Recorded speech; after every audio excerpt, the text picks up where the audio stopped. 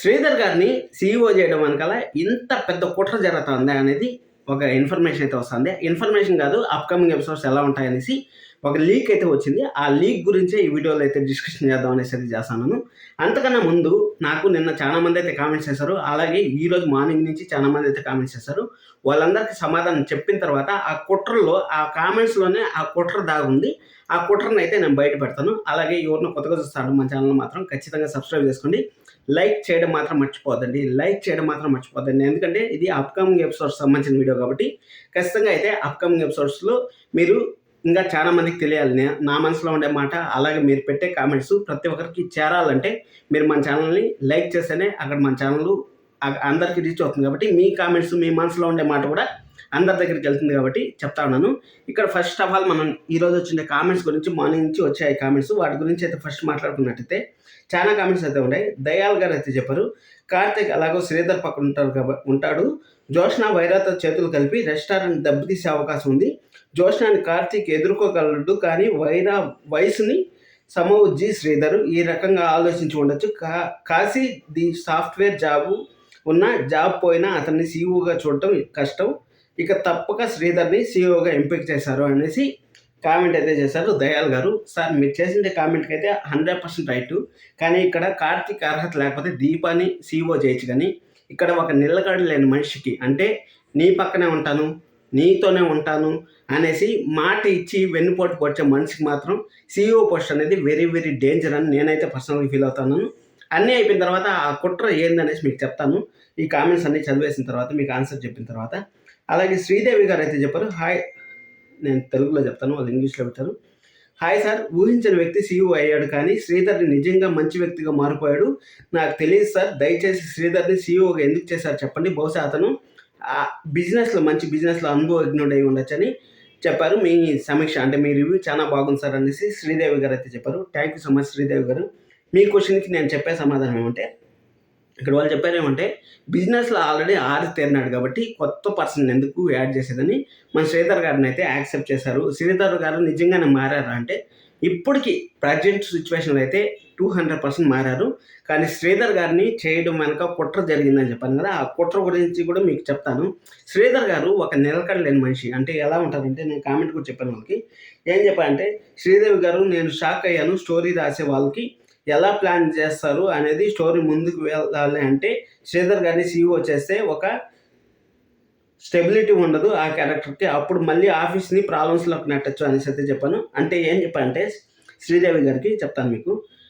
నేను character story రాసే వాళ్ళు ఎలా రాస్తారంటే, జస్ట్ వాళ్ళు ఒక 20 డేస్కి 30 డేస్కి ఒక స్టోరీ లైన్ అయితే రాసుకుంటారు. మీకు సీరియల్ ఎలా జరుగుతుందని ఒకసారి ఎక్స్ప్లెయిన్ చేస్తాను. అలా రాసుకుంటారు. ఇప్పుడు ప్రజెంట్ అయితే కాశీని కానీ సీఈఓ చేస్తే కాశీ వల్ల ఎలాంటి ప్రాబ్లం లేదు. ఇన్ కేస్ దీపాన్ని కానీ సీఈఓ చేసింటే ఎలా కావాలంటే అలా మార్చుకోండి, స్క్రిప్ట్ అలా తిప్పి మార్చుకోవచ్చు. ఇక్కడ పర్టికులర్గా మన మన శ్రీధర్ గారిని సీఈఓ చేయడం వెనక అసలు మతలబ్ ఏముందంటే మీకు చెప్తాను. ఒక నిలకడ లేని మనిషి, అంటే ఒక స్థిరత్వం లేదు. అంటే నేను మారాను అంటే మారినట్టు చూపించలేదు అక్కడ. ఎప్పుడు కావాలంటే ఫ్లెక్సిబిలిటీ మనిషి. అంటే నాకు అవసరం ఉంది, నీతో బాగుంటాను, నా ఫ్రెండు, నా కొడుకు, నా భార్య అనేసి ఉంటాను నేను. ఇన్ కేస్ నాతో అవసరం తీరిపోయింది అనుకోండి, నువ్వు ఓడరా, నువ్వు నా కొడుకు, నా కొడుకు కాదు, నువ్వు నా భార్య నువ్వు నా భార్య కాదు అనేసి మన శ్రీధర్ గారు ఎలాగలా ఫ్లిప్ అవుతూ ఉంటారు. ఆ ఫ్లిప్ అవడం వల్ల వాళ్ళు ఇన్ కేస్ ఫ్యూచర్లో ఏదైనా వైరాతో ఏదైనా గొడవ జరిగినా కానీ, లేకపోతే ఆ బోర్డులో ఏదైనా గొడవ జరిగినా కానీ అక్కడ వాళ్ళైతే మతలబ్ చేయొచ్చు. శ్రీధర్ గారు అయితే ఎలాగన్నా మార్చుకోవచ్చు. ఎందుకంటే ఇక్కడ సుమిత్ర గారిని చేసింటే, సుమిత్ర గారు ఆల్రెడీ పెద్ద సమస్య నుంచి అయితే బయటపడ్డారు కాబట్టి మళ్ళీ సుమిత్ర గారిని అంత పెద్ద పొజిషన్ తీసుకుపోయి మళ్ళీ నెగిటివిటీ రోల్ చేయాలంటే బాగుండదు అనేసి శ్రీధర్ గారు ఎలాగో అంటే అవసరానికి వాడుకుంటా ఉంటారు కాబట్టి ఆ విధంగా అయితే శ్రీధర్ గారిని చేశారని నేనైతే అనుకుంటున్నాను. అంటే ఇది పాజిటివ్గాను చూపించవచ్చు, అలాగే నెగిటివ్గాను చూపించవచ్చు, 2 రకాలుగా చూపించవచ్చు అనేసి అయితే చెప్పాను. ఇంకా అట్టిస్ట్ అయిపోలేదు, అది చెప్తాను, దాని గురించి కూడా చెప్తాను. అది అయిపోయిన తర్వాత హాయ్ సార్, గుడ్ మార్నింగ్ అని నాని చెప్పారు. అలాగే అనుష గారు లవ్ సింబల్ ఇచ్చారు, థ్యాంక్ యూ సో మచ్ అండి. అను గారు అయితే చెప్తా ఉంటారు, చెత్తగా ఉంది సీఈఓ చేయడం శ్రీధర్ గారిని అనేసి. నిజంగానే అస్సలు వరస్ట్గా ఉంది. కానీ వాళ్ళ స్టోరీని మైండ్లో పెట్టుకొని ఆ విధంగా చేశారని నాకైతే అనిపిస్తుంది. నాకేం నచ్చలేదు అనేసి చెప్పారు. అలాగే గుప్తా గారు అయితే శ్రీధర్ జోష్నాని కూడా కంపెనీలో ఉంచమని అడిగాడు. అంటే నెగిటివ్ థాట్స్ వస్తాయా అనేసి అడిగారు. ఖచ్చితంగా నెగిటివ్ థాట్స్ అయితే వస్తాయి. ఎందుకంటే అక్కడ జోష్న మన శ్రీధర్ గారికి డబ్బులు ఎరగా వేసినా కానీ, లేకపోతే ఏదైనా సరే ఏదైనా మ్యానిపులేట్ చేయొచ్చు. ఎందుకంటే అక్కడ తాళి విషయంలో కానీ, అంటే అక్కడ కార్తీక్‌ని అలాగే దీప ఎలాగైనా పెళ్లి ఆపాలనేసి వాళ్ళు ఎన్ని కుట్రలు చేశారో మనకు తెలిసిందే కదా! ఆ కుట్రలు శ్రీధర్ గారికి తెలుసు. శ్రీధర్ గారికి తెలిసినా కానీ డబ్బు కోసం శ్రీధర్ గారు ఏమైనా చేస్తారు. ఎందుకంటే ఆస్తి కోసం ఎన్నెన్నో క్వెషన్ మార్కులు, ఎన్నెన్నో పథకాలు, ఆ ఆస్తి డైవర్స్ పేపర్లు పంపించడం, ఆస్తి పేపర్లు పంపించడం, ఆస్తిలో వాటా కావాలనుకోవడం, ఇలా చేసిన అతనికి అసలు సీఈఓ పోస్ట్ షర్ట్ ఇచ్చారో నాకైతే అర్థం కాలేదు. అది డైరెక్టర్ గారికి, కథ రాసే వాళ్ళకే తెలియాలి. మనకు అప్‌కమింగ్ ఎపిసోడ్స్‌లో ఒక ఇన్ఫర్మేషన్ అయితే తెలుస్తుంది. అలాగే చాందిని గారు అయితే చేశారు, మెసేజ్ చేశారు. శ్రీధర్ గారి కంటే సుమిత్ర గారు సీఈఓ అంటే బాగుండేది. ఎందుకంటే శ్రీధర్ గారు జోష్నాని కూడా కంపెనీలో తీసుకుంటే బాగుంటుందని ఒక మాట అన్నారు. శ్రీధర్ గారు ఎంత మారినా దీపాన్ని కోడలుగా యాక్సెప్ట్ చేసి అంత మారలేదు. అందుకని దీపాన్ని తప్పించడానికి ఏమైనా ప్లాన్ చేస్తారేమో అనే డౌట్ వస్తుంది. జోష్నాతో కలిసి సుమిత్ర గారు ఆ పొజిషన్లో ఉంటే జోష్న కంపెనీలో ఉన్నా సరే తాను చేసే పనులకి ఆవిడ ఒప్పుకునేవారు కాదు. ఎందుకంటే ఒకసారి జోష్న మాట విని చేసిన తప్పుకి దశరథ్ గారి దగ్గర ఎంత బాధపడ్డారో మనందరికీ తెలిసిన విషయమే. ఈసారి మళ్ళీ అలాంటి పొరపాట్లు చేయకూడదు అనేసి మన సుమిత్ర గారు అయితే జాగ్రత్త పడతారు అని చెప్పారు. ఇక్కడ జరిగేది అదే, చూసుకునే ఉండండి. సుమిత్ర గారిని కానీ దీపాన్ని కానీ దీపాన్ని చేసింటే వేరేగా ఉండేది పరిస్థితి. కానీ ఇక్కడ శ్రీధర్ గారిని చేయడం వెనకాల కారణం ఇది. ఒక్కొక్క పాయింట్ వస్తాను చూసారా, ఎంత మోసాలు జరుగుతాయో చూసారా. జస్ట్ స్టోరీ జరగడం కోసమే రాసుకున్నారు. అసలు వైరా ఉంటాడు. అలాగే కార్తీక్ బాబు కూడా ఒక ఇండిపెండెంట్ మెంబర్గా అయితే ఇచ్చారు. అంటే కార్తీక్ కూడా స్వతంత్రంగా నిర్ణయాలు తీసుకోవచ్చు. అలాగే జోష్న కూడా బోర్డు మెంబర్, మన అందరూ తెలిసిన విషయం. ఇక్కడ బోర్డు మెంబర్లు కాదనేసి వాళ్ళు ఏం చేయలేరు కదా, దానికోసం చెప్తున్నాను. ఇక్కడ రమేష్ గారు అయితే చెప్పారు, నేను చెప్పాను కదా సార్ కాశీ సీఈఓ కాదనేసి. కానీ శ్రీధర్ని సీఈఓ చేయకపోతే బాగుండేది. ఎందుకంటే శ్రీధర్ది దశరథ్ది ఒకటే ఏజ్ బట్టి శ్రీధర్ని చేసినా ఒకటే, దశరథ్ గారిని చేసినా ఒకటే. కాబట్టి దీపాని సీఈఓ అయితే బాగుండేది. దీపాకు ఉన్న టాలెంట్ వీళ్ళందరిలో లేదు. ఇప్పటికున్న జనరేషన్ మధ్య పోటీ జరుగుతుంది కాబట్టి దీప కాకపోయినా సేమ్ ఏజ్లో ఉన్న వారితో ఎవరో ఒకరిని బయటకు అన్ని సీఈఓ చేస్తే బాగుంటుంది అనేసి చెప్పారు. బాగా చెప్పారు రమేష్ గారు, నిజంగా సూపర్గా చెప్పారు మీరు. ఎందుకంటే ఇక్కడ రమేష్ గారు చెప్పింది మాట 200% రైట్. ఎందుకంటే అక్కడ సేమ్ ఏజ్, ఇప్పుడు ఎవరి మధ్య అయితే యుద్ధం జరుగుతుందో వాళ్ళ మధ్య యుద్ధం జరిగితే బాగుంటుంది. కానీ ఇక్కడ ఏదో పెద్ద సింహం ముందర చిట్టెలుకలు కొట్లాడుకున్నట్టుంటుంది. ఆ విధంగా ఇప్పుడు దీప, కార్తీక్, జోష్న మధ్య పెద్ద మినీ యుద్ధం జరుగుతుంది కదా. అలాంటి యుద్ధంలో ఏదో ఒక ముస్లిం ఏజ్డ్ పర్సన్స్ తీసుకొచ్చి వాళ్ళ మధ్యలో కలపడం అనేది నాకైతే నచ్చలేదు. అలాగే తాతగారు అంతలా మారిపోయేదానికి మన శ్రీధర్ గారు ఏం తాతగారి దగ్గర ఏమి గొప్పగా మార్పులు ఏం కొట్టేయలేదు. అలాంటిది ఎలా ఇచ్చారు అనేది మన బ్యాక్గ్రౌండ్లో కూడా మనకైతే చూపించలేదు.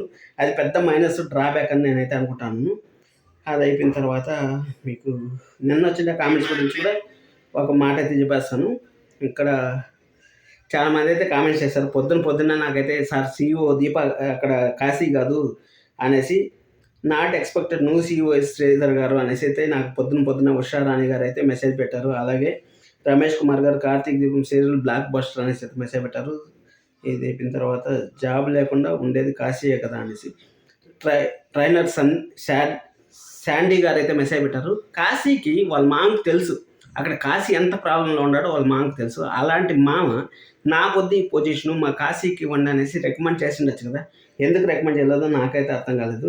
శేఖర్ గారు అయితే మార్నింగే మెసేజ్ పెట్టారు సీఈఓ కాశీ అనేసి. అలాగే సాయి చరణ్ అయితే కార్తీక్ దీపం సీరియల్ బ్లాక్ బస్టర్ అని చెప్పేసి అన్నారు.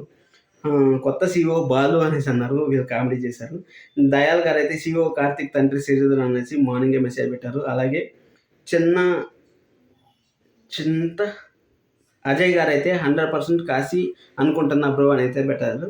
అదే చెప్తాను కదా, 99% కాశీనే అనుకున్నారు. అసలు శ్రీధర్ గారికి అర్హత ఎవరు లేరు. ఎంతోమంది నాకన్నా ఎంతోమంది టాలెంటెడ్ ఉన్నారు యూట్యూబ్లో. వాళ్ళందరూ అసలు ఎప్పుడు కానీ సరే శ్రీధర్ గారి పేరు ఎక్కడా చెప్పలేదు. అలాంటి శ్రీధర్ గారిని చేశారంటే జస్ట్ వాళ్ళు స్టోరీ కోసం అప్కమింగ్ ఎపిసోడ్స్లో ఆఫీస్లో ఎలాంటి ప్రాబ్లం వచ్చినా సరే మన కార్తీక్ బాబు అలాగే దీప ఆ ఆఫీస్లో ఇన్వాల్వ్ అవుతేనే బెటర్గా ఉంటుంది అనేసి. అలాగే శ్రీధర్ గారు ఆ కంపెనీని అమ్మేస్తాడు. ఆ విధంగా అయితే ప్లాన్ చేస్తారని నేను అనుకుంటాను. కాశీ అయితే ఉండే ఛాన్స్ లేదని నేను అనుకుంటాను అనేసి శేఖర్ గారు అయితే చెప్పారు అనుకుంటున్నా. ఇక లాస్ట్లో ఈ సీఈఓకి అంత ఎలివేషన్ ఇచ్చారు కనుక కార్తీక్ అంతా అలా ఉంటారని నేను అనుకుంటున్నా. అసలు ఎప్పుడు మాట్లాడారు, ఏం మాట్లాడారు అనేది మనకైతే చూపించలేదు. అందుకోసం అనేసి నాకు కూడా ఫుల్ కన్ఫ్యూజన్ అయితే ఉంది. లక్ష్మి గారు అయితే ఫస్ట్ లైక్ అని చెప్పారు. Thank you so much Lakshmi garu. మీకు హైప్ డన్ సార్ అనేసి అన్నారు. Thank you so much hype ఇచ్చారంట. అలాగే శ్రీదేవి గారు కూడా హైప్ ఇచ్చాను అనేసి అన్నారు. థ్యాంక్ యూ సో మచ్ అండి. ఇక్కడ కాశీ సీఈఓ అనేసి అయితే చెప్పారు. అలాగే నేను పోల్ పెట్టాను. పోల్ గురించి కూడా ఒక మాట అయితే మాట్లాడేస్తాను. అప్కమింగ్ ఎపిసోడ్స్లో ఎలా ఉంటాయి అనేసి మనం మాట్లాడుకున్నట్టయితే ఈరోజు జోష్న ఒక మాట అయితే చెప్పింది లాస్ట్లో. ఇప్పుడు నాన్నగారిని అయితే సీఈఓ చేశారు, లేకపోతే కొడుకుని ఎండీ చేస్తారు, దీపాన్ని చైర్మన్ చేస్తారు అనేసి. ఎగ్జాక్ట్గా జరిగేది అదే. సీరియల్ ఎండింగ్ రోజు అయితే జరిగేది అదే.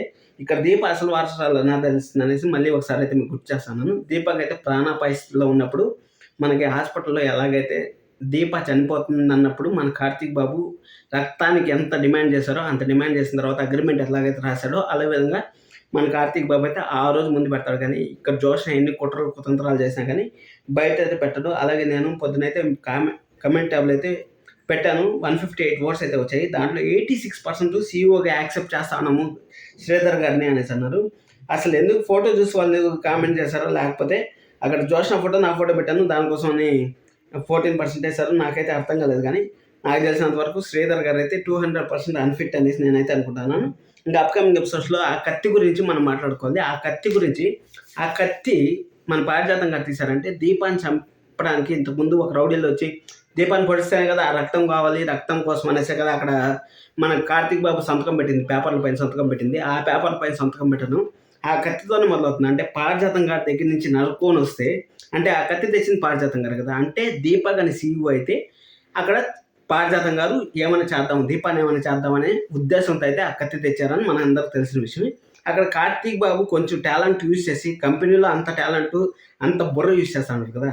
దీపాన్ని ఎవరు పొచ్చారో కనిపెట్టాలి. అలాగే దశరథ్ గారిని ఎవరు పొచ్చారో, ఎవరు షూట్ చేశారో కనిపెట్టాలి. ఇవన్నీ కనిపెట్టి జోష్న దగ్గర ఇదైతే చేయాలి. అలాగే జోష్న పెళ్లి చూపులు వేరే ఉన్నాయనేసి తెలుస్తూ ఉంది. ఇవన్నిటి కళ్ళగలిపి మనకి ఎపిసోడ్స్ అయితే రాబోతున్నాయి. నాకైతే 200% శ్రీధర్ గారు అయితే నచ్చలేదు సీఈఓగా చేయడం. జస్ట్ ఆ స్టోరీ కోసం డెవలప్ చేసుకున్నారని నాకైతే అనిపిస్తుంది. అంతే. మీ కామెంట్స్కి అందరికీ ఆన్సర్ ఇచ్చాను అనుకుంటాను. సబ్స్క్రైబ్ చేసుకోండి. అలాగే లైక్ చేయడం మాత్రం మర్చిపోతండి. వీడియో చూసిన దానికి thank you so much. Love you all. By by.